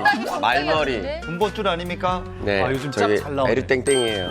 짝퉁 아니에요? 아, 명품도 누가 드냐가 중요하네요, 솔직히. 예. 한복에 가방만 바꿔도 코디한 노현정 씨가 깜짝 놀랄만한 패션을 선보인 적도 있다고요. 네, 2017년도에 H그룹 정몽준 이사장의 장녀인 정남이 상임이사의 결혼식에서 파격적인 블랙 시스루 원피스를 착용했어요. 언론에 노출될 때마다 한복 패션만 좀 선보여서 이번 패션은 정말 많은 분들한테 화제가 됐던 그런 의상입니다. 이거죠. 예. 기억나요. 웬일로 저런 그러게 굉장히 파격적으로 보이는데 상대적으로. 한복만 입다가. 네. 당시 노현정 씨가 시스루 원피스에 매치했던 아이템은요, 130만 원대의 영국 명품 클러치백, 그리고 또 구두는요, 같은 브랜드의 90만 원대 제품이라고 합니다. 조현정 씨가 착용하는 제품은 보면은요, 저희가 가격을 쭉 들었지만 되게 천차만별이에요. 비싼 건 비싼데 싼 거는 싸다고 할 수 있는 축에 들거든요. 이게 결국은 뭐냐면은요, 명품을 착용하는 것도 중요한데 그 소위 말하는 로열 패밀리에 들어가면서 노현정 자체가 명품이 된 것 같아요. 그래서 저분이 착용하는 거 하나하나가 관심을 갖고 최고의 수혜자는 저 브랜드들이죠. 맞아요. 그렇죠. 그때마다 이게 검색어에 오르고 사람들이 사니까요.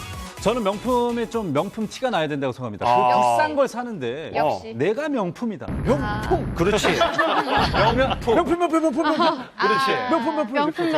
도배가 돼 있는 걸 좋아해요. 예. 저는. 근데 재벌들은 별로 티 안 나는 뭐 브랜드가 특별히 안 써 있는 이런 걸 좀 선호하는 것 같아요. 제가 해외 재벌에 대한 얘기를 잠깐 들었어요. 근데 그들은 우리가 흔히 아는 뭐 구땡, 샷땡, 막 루땡 이런 거를 잘 안 쓴대요. 이유가 뭐냐면 지겨워서. 지겨워서. 왜냐면 새로운 제품이 사람들도 딱 쓰니까. 들어오잖아요. 그러면 신상이라고 샀으면 똑같은 걸 들 수가 있잖아요. 돈 있는 사람들끼리는. 그래서 오히려 그거보다 신진 디자이너들의 제품들을 본대요. 그래서 그들의 제품을 이렇게 초이스를 하면 이 디자이너가 갑자기 명품 디자이너로 이렇게 올라가는 게 있잖아요. 그게 각자의 능력인 거야. 나는 A라는 디자이너, 이 사람은 B라는 디자이너인데 누가 먼저 명품에 도달하느냐 약간 이런 느낌이 안목을 평가받는. 그렇지. 그래서 해외에서는 오히려 우리가 흔히 생각하는 그런 명품 디자이너들을 잘 선호하지 않는다는 얘기도 저는 들었어요. 뭐 그 에르땡땡 같은 이 제품은 재벌가 사모님들이 굉장히 좋아한다고 해요. 그래서 뭐 종류별로 하나씩 갖고 있을 정도다라고 이런 얘기가 있어요. 그리고 놀라운 사실이 있습니다. 조사를 해보니까 재벌가 사모님들을 상대로 하는 에르땡땡 짝퉁 업체도 있다고 합니다. 아니, 재벌이 뭐가 아쉬워서 그 짝퉁 모조품을 사는 거예요? 저는 재벌은 아니지만 주식 부자분 중에서 짝퉁을 좀 즐겨 사는 분이 있었어요. 네. 굉장히 돈을 많이 갖고 계신 분인데 어딜 가든 사람들이 이제 뭐 그런 자기 비슷한 뭐 재력을 가진 사람들 모임 같은 데 가면 서로 스캔을 막 하나 봐요. 그러니까 항상 뭔가 신상으로 쫙 빼고 나가는데 몇 번 들고 어차피 버릴 거기 때문에 사실 그거를 늘 진품으로 사는 것도 돈이 아깝다는 거예요. 근데 이제 저는 이분이 얘기를 한 게 좀 더 웃겼던 게 근데 사실 중요한 거는 어차피 제가 들면 다 진품인 줄 알아요. 라고 얘기를 해서 그래서 짝퉁을 산다고 하더라고요. 드라마에서 보면 여기서부터 여기까지 다 주세요. 이렇게 하잖아요. 잘 어울려요, 잘 어울려요. 꼭 한번 해보고 싶나 봐요. 나 해봤어요. 중국 드라마가 장난감 혹시 우리나라 가게 드라마도 돼요? 있어요. 그런가요? 근데 정말 재벌들이 쇼핑을 어떻게 할지도 좀 궁금해요. 모델한테 들었는데요. 어느 날 되게 저녁 때 백화점 행사로 이렇게 가게 됐는데 어떤 행사였냐면은 일단 다 폐장을 한 다음에 그들만의 이런 장소를 만들어 놓는 건데 그것도 우리가 일반적으로 생각하는 게 그냥 그럼 그분들을 위해서 매장 불 켜놓고 보세요 이런 걸 수 있다고 생각을 했는데 그게 아니라 그냥 앉아 있으면은요 보석 같은 경우도 모델들이 착용하고 손에 들고 앞에 가서 이렇게 다 보여드리는 그분들은 정말로 가만히 앉아서 눈만 걸으면서 쇼핑하는 게 아니라 그것도 아니고 모델이 다 보여주고 들어가서 본인은 그냥 원하면은 사고 아니면 말고 그것만 하면 된다고 그러더라고요. 그 모델들도 그냥 모델이 아니라 진짜 활동 중인 맞아요. 전문 패션 모델들이 있죠. 아니 황영진 씨가 돈 재벌 있는 행사. 집에 생일 잔치에 혼자 오. 행사하러 가신 적 있잖아요. 많죠, 예. 집으로. 강아지도 뭐 제가 그 키우는 강아지 생일이라고 제가 MC 본 적도 있고. 진짜로? 진짜예요? 진짜 강아지 생일에? 저도 몰랐는데 그 이름만 듣고 뭐 루나인가 그랬을 거예요. 그래서 저는 뭐 외국에서 온 친구가 가봤는데 강아지 실제로 강아지한테 이렇게 그래서 강아지 그 동네 애들 와서 그거 해주고 실제로 그 저는 그거 기억나요. 그 제가 이제 2세들 재벌 2세들 행사를 매년 4일을 봅니다. 그 재벌 형들들 많이 아는데 실제로 뭐 골프채 약간 스크래치 났다고 바로 그냥 가서 몇 천만 원씩 골프채 가져오고 뭐 지갑에 주름 졌다고 그냥 바로 똑같은 걸 사요. 근데 이분들이 아끼는 게 있더라고요. 뭐죠? 주차비 나온 건 그렇게 아까워하더라고요. 아니 왜 주차비 그런 깎아달라. 작은 사소한 거를 되게 아까워하죠? 진짜 그런 건 똑같아요, 우리랑. 맞아요. 돈 뺄 때가 590원 빠지는 거 되게 아까워하는 사람이 있어요. 맞아. 200만 원 뽑으면서 590원 빠진다고 꼭 자기가 다니는 은행을 찾아가야겠다고 이렇게 운전해가지고 기름값이 한 5천 원. 야, 희한하다. 희한하네. 똑같아요, 그런 거 보면. 그 재벌들이 귀족이 되고 싶은 거예요. 유사 귀족 코스프레를 하고 싶은 거죠. 이 사람들은 그냥 우리보다 돈이 많은 사람들인 거잖아요. 돈이 많은 사람들일 뿐인데 이 사람들이 원하는 거는 그냥 돈 많은 걸로 그쳐서는 안 되는 거죠. 그러니까 나와 완전히 다른 사람들로 만들고 싶은 그런 욕망들이 좀 중간중간 자꾸 보여서 조금 뭐 불편하긴 한데 그럼에도 불구하고 또 우리들은 그 사람들이 뭐 비싼 거 사면 저 정도면 비싼 거 사도 전혀 문제 없죠. 싼 거 사면 저렇게 검소하다니. 저분들을 옛날 우리 저 형님들이 왕 칭송하듯이 해주고 있어요. 정말 한심합니다. 정영진 씨, 혹시 우리 아이가 있잖아요.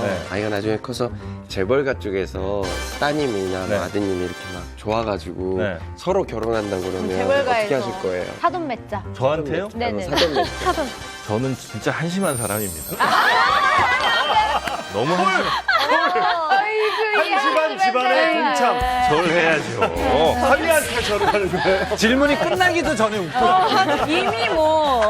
이미 이렇게 자세를 많이 낮추셨어요. 그런데 재벌가는 모두 다 그렇게 좀 보수적인 건가요? 개방적인 분위기의 재벌가도 있었으면 좋겠어요. 있을 것 같은데요. 대체적으로 좀 보수적인데요. 개방적인 곳도 있습니다. 바로 우리나라에서 가장 오래된 그룹 어딘지 아세요? 어디죠? D입니다. D. 사실 우리나라에서 100년 넘은 그룹이요 거의 없거든요. D그룹이 100년이 넘었어요. 와, 오래됐구나. 이 그룹의 박서원 씨가 작년 말에 J채널의 아나운서와 결혼을 했잖아요. 그때 당시 화제가 됐었는데 두 사람은 상대적으로 좀 개방적인 분위기 속에서 결혼을 했다는 평가를 받고 있습니다. 그 조수혜 씨 같은 경우는 2016년도에 1800대 1의 경쟁률을 뚫고 J채널 아나운서가 됐거든요. 그 엄청난 경쟁률을 뚫었잖아요. 근데 이제 입사를 해서 뉴스와 뭐 여러 프로그램들을 진행을 했는데 이제 2년 뒤인 2018년에 한참 인기가 많은데 갑자기 결혼을 발표를 하면서 모든 프로그램에서 하차를 하고 이 J채널을 퇴사를 해서 아주 많은 놀라움을 안겨줬었습니다. 조수혜 씨의 남편은요, 13살 연상인 D그룹의 4세이자 크리에이티브 디렉터인 박서원 씨잖아요. 알고 보면 이분이 명함이 2개가 된다고 합니다. 하나는 D그룹의 전무이고요. 또 다른 하나는 D매거진의 대표이사인데요. 굉장히 능력자이신데 결혼 발표할 당시에 놀라운 사실 하나가 공개돼서 화제가 됐습니다. 일단 박서원 씨가 초혼이 아니라 재혼이었다라는 점, 그리고 전처와의 사이에 딸이 한 명 있었다는 점이 일단 사람들이 좀 그래? 라고 하면서 좀 놀라워했던 부분이고, 그리고 결혼한 지 한 달 만에 조수혜 씨가 임신 5개월이라는 보도가 당시에 나왔었어요. 그래서 조수혜 씨가 SNS에 임신은 맞지만 5개월은 아니다라고 혼전 임신서를 해명을 했는데 그 이후에 어떻게 됐나요? 사실 5개월이 맞았어요. 왜냐하면 이게 결혼한 지 6개월 만인 6월에 아들을 출산을 했는데, 그래서 왜 이렇게 거짓말을 했냐라고 좀 악플이 많이 달리더라고요. 사실 축하해줘야 될 소식이었는데도 사실 혼전 임신이라는 게 아무리 좀 세상이 바뀌었어도 솔직하게 말하기 부담스럽잖아요. 아무래도 좀 그런 부분 때문에 그랬던 것 같고, 근데 어차피 들킬 거였기 때문에 처음부터 솔직하게 얘기했으면 좀 축하 글들이 달렸을 텐데 좀 악플들이 너무 많아서 좀 안타깝기도 했었어요. 엄마 만나러 얘가 빨리 나왔네요. 넘어가면 되죠. 출산한 지 지금 3달 됐다고요. 한창 육아에 힘쓸 시기인데요. 힘들겠네요. 조수혜 씨 근황 아시는 분 있어요? 굉장히 독특한 게요. 네. 출산한 지 3달 만에 SNS 활동을 시작했습니다. 왜 독특하냐면요. 재벌가잖아요. 재벌가 며느리가 SNS를 통해서 대중과 소통을 한다. 이게 굉장히 이례적인 케이스거든요. 폐쇄적인 가풍이라면요. 이조차도 못하게 했을 텐데 적어도 D그룹은 이런 거에 있어서 개인의 사생을 어느 정도 존중하는구나라는 느낌이 들었어요. 네. 제가 또 생일이었을 때 제가 케이크도 보내고요. 조수혜 혜연이 아나운서가 씨랑 친하잖아요, 또. 그렇게 많이 친하지는 않지만 그래도 같은 프로를 끝까지 하다가 결혼하셨거든요. 그래서 뭐 저 댓글도 SNS 소통하면서 아주 행복하게 지내고 있다. 요것만 좀 전해드리고 네. 박서원 씨가 정말 매력이 있어요. 그래요. 보통 저뿐만이 아니라 주변에 있는 모든 분들이 박서원 씨 칭찬을 정말 많이 해요. 웃겨요. 박서원 씨 웃기다고 난립니다. 재밌어요. 조수혜 씨가 이번 추석이 결혼 후 맞는 첫 추석이라고 하는데 아직 결혼 1년 차라서 좀 배울 게 많을 것 같은데 혹시 D그룹이 며느리들에게 특별히 교육시키는 게 있나요? 뭐 D그룹의 어머니이자 현모양처의 표본이라고 불리던 이 조수혜 씨의 시할머니죠. 고 명계춘 여사님이 며느리들 사이에서 서독제 기계라는 별명으로 불렀다고 합니다. 서독제라고 별명으로 불렸다고 해요. 그 이유가 이 명계춘 여사의 손을 거치면 모든 게 정확히 딱 나왔다고 하는 거예요. 그러니까 예를 들어서 뭐 송편을 빚을 때 정말 그 딱 만지는 순간 모양이 일정하게 똑같이 나왔다는 거예요. 그리고 포장을 해도 똑같이, 모양새도 똑같이, 정말 기계처럼, 뭐 정말 알파고보다 정말 더 기계같이. 동독 아니고 서독이다, 이 소리. 그렇죠. 그러니까 이 별명이 최소한 30년 전에 붙은 그러네. 그러니까 동독제가 아니라 서독제인 거죠. 독일제라는 얘기죠, 독일제. 네, 근데 정말 이 명계춘 여사가 이 꼼꼼함이 어마무시해요. 어느 정도냐면 장롱 서랍, 뭐 앨범 창고 등에 일일이 번호를 붙이고 그 번호에 따라서 물건 정리를 했다고 합니다. 그리고 며느리를 맞아들일 때 아들의 생년월일시가 적힌 상자에 배꼽 떨어진 것, 보롯, 신발, 앨범 등을 담아서 물려줬다고 하거든요. 근데 이게 또 자식들이 분가해서 나갈 때는 살림 도구도 챙겨주고 휴지, 뭐 비누, 또 당분간 뭐 먹을 그런 식품들까지 챙겨주는 그런 세세한 분이셨다고 합니다. 굉장히 꼼꼼하고 섬세하신 성격인 것 같아요. 그런데 며느리 입장에서는 부담스럽죠. 네, 며느리들은 모두 연지동 양옥에서 시집살이를 했다고 하는데요. 그래서 이 양옥집을 가리켜 훈련소라고 부르기도 했고 그 훈련소 생활을 통해서 며느리들이요 D그룹의 가풍을 몸에 익혔다는 겁니다. 훈련소라고 하니까 군대 가는 느낌이긴 하네요. 그런데 조수혜 씨는 결혼하자마자 큰 딸을 얻었고 그리고 둘째 아들까지 얻었잖아요. 며느리 교육에도 저렇게 신경 쓰는 D그룹은 자녀들 교육은 어떤 식으로 하는지 그것도 좀 궁금합니다. 네, D그룹은 독특한 자녀 교육 전통법이 있는데요. 박두병 초대 회장이 자식들에게 남의 눈칫밥을 먹어봐야 사회생활 할 수 있다라면서 은행 업무를 적극적으로 권한 적이 있다고 하고요. 왜 굳이 은행 근무를 권했는지 정확하게는 모르겠지만 제 친구도 은행에서 근무하는 친구가 있는데 굉장히 보수적이고 굉장히 이렇게 사람들을 대할 때 확실히 그 서열이 정해진 곳이라 아마 그래서 이 눈칫밥을 좀 먹어봐라라고 하신 게 아닐까 싶어요. 거기 입사할 때 다른 사람들이 눈칫밥 먹었을 것 같은데. 그러니까 반대로. 위에서 내려와가지고. 저 친구가 예. 불편하네. 저분이 아들이래. 예전에는 이제 드라마다, 그 드라마. 기업들이 사실 이제 은행 눈치를 많이 볼 때도 있긴 했었죠. 왜냐하면 은행이 대출을 안 해주면 사실 부도나고 그랬었잖아요. 네, 그래서 옛날에. 이제 은행과 좋은 관계를 유지해야 되는 뭐 그런 차원도 아마 있기는 했었을 것 같아요. 이 D그룹 같은 경우에는 뭔가 아이의 자립심을 길러주기 위한 그런 훈련을 뭔가 성인이 돼서까지 계속해서 했었던 것 같은데 조수혜 씨 남편 박서원 씨가 좀 대표적인 그런 교육의 예가 아닐까 싶고요. 물론 박서원 씨 같은 경우는 본인의 기질 또한 그러니까 성향 자체가 약간 이쪽이랑 더 잘 맞는 것 같긴 해요. 박서원 씨가 민머리 힙스터, 뭐 광고 천재 이렇게 불리잖아요. 네. 어느 정도 감각과 센스를 타고난 것도 있지만 뭐 지금의 박서원 씨가 괜히 만들어진 게 아니다 이런 생각이 드네요. 맞습니다. 박수원 씨 같은 경우에 미국에서 또 활동하면서 뭐 이런저런 상도 타고 그러면서 부모 그늘에서 좀 벗어나 독립적인 성공을 거뒀다 이런 평가도 나오고 있긴 하죠. 그리고 또 회사 바깥에서 또 자신만의 어떤 뭐 사업체 같은 걸 운영을 하면서 뭐 아버지 박용만 회장의 그 교육 철학 같은 것도 좀 통한 것 아니냐 뭐 이런 평가도 일부 있긴 합니다. 재벌가는 자녀들을 거의 다 유학을 보내는 것 같은데 국내에서도 충분히 공부를 할 수 있지 않을까요? 왜 유학을 꼭 보낼까요? 이제 재벌들이요 한국에서만 일하는 게 아니거든요. 전 세계에 지사가 있고 기부금 입학이 외국에선 훨씬 더 활성화돼 있기 때문에 그들만의 리그가 형성이 돼요. 그때부터 어릴 적부터 친구가 된 아이들이 커서 한국의 재벌, 외국의 유명 기업의 기업가가 되는 거예요. 그들끼리 또 연결이 돼서 그거로 동안 인맥이 만들어지고 사업을 확장할 수 있는 그런 기회를 마련해주는 그런 차원에서 보내기도 한다고 합니다. 오늘은 추석을 맞아 재벌가에 감춰진 사생활에 대해 이야기해봤는데요. 오늘 준비한 소식은 여기까지입니다. 네, 저희는 다음 주에 더 솔깃하고 재밌는 풍문으로 찾아오겠습니다. 여러분, 감사합니다. 감사합니다.